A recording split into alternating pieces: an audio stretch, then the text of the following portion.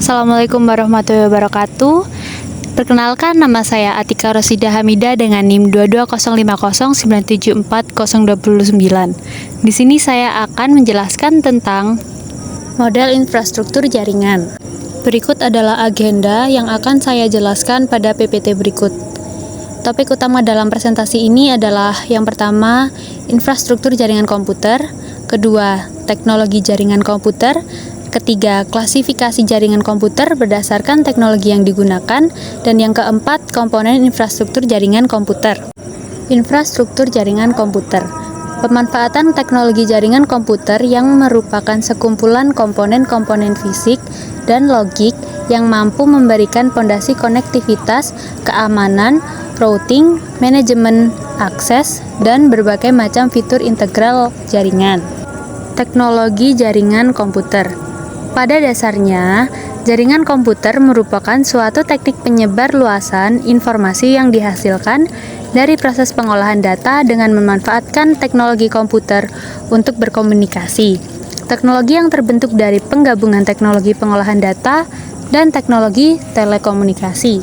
Berikutnya ada klasifikasi. Di sini ada 3 klasifikasi. Yang pertama ada LAN atau Local Area Network, yaitu jaringan komputer yang saling terhubung ke suatu komputer server dengan menggunakan topologi tertentu. Biasanya digunakan dalam kawasan satu gedung atau kawasan yang jaraknya tidak lebih dari 1 km. Yang kedua ada MAN, yaitu Metropolitan Area Network, yaitu jaringan komputer yang saling terkoneksi dalam satu kawasan kota yang jaraknya bisa lebih dari 1 km. Pilihan untuk membangun jaringan komputer antar kantor dalam suatu kota. Dan klasifikasi yang ketiga adalah WAN, yaitu Wide Area Network, yaitu jaringan komputer yang menghubungkan banyak LAN ke dalam suatu jaringan terpadu. Antara satu jaringan dengan jaringan lain dapat berjarak ribuan kilometer atau terpisahkan letak geografi dengan menggunakan metode komunikasi tertentu. Selanjutnya kita akan membahas komponen infrastruktur jaringan komputer. Ada 2 komponen, yaitu infrastruktur fisik dan logik. Di sini kita akan membahas infrastruktur fisik. Yang pertama, semua hal yang berhubungan dengan masalah perbekalan jaringan, yaitu kabel jaringan yang sesuai dengan topologi jaringan yang Anda pakai. Misal, jika dalam jaringan Anda memakai backbone gigabit Ethernet, maka sudah seharusnya Anda memakai kabel CAT5E yang bisa mendukung speed gigabit. Yang kedua, semua piranti jaringan seperti router yang memungkinkan komunikasi antar jaringan lokal yang berbeda segmen, switches, bridges yang memungkinkan hosts terhubung ke jaringan server yang meliputi seperti server data file, exchange server, DHCP server, DNS server, dan host. Yang ketiga adalah infrastruktur fisik, bisa termasuk di dalamnya teknologi Ethernet dan standar wireless, jaringan telepon umum atau PSTN, Asynchronous Transfer Mode atau ATM, dan semua metode komunikasi dan jaringan fisiknya. Selanjutnya kita akan membahas infrastruktur logik. Yang sebelumnya kan kita infrastruktur fisik ya, sekarang kita yang logik. Oke.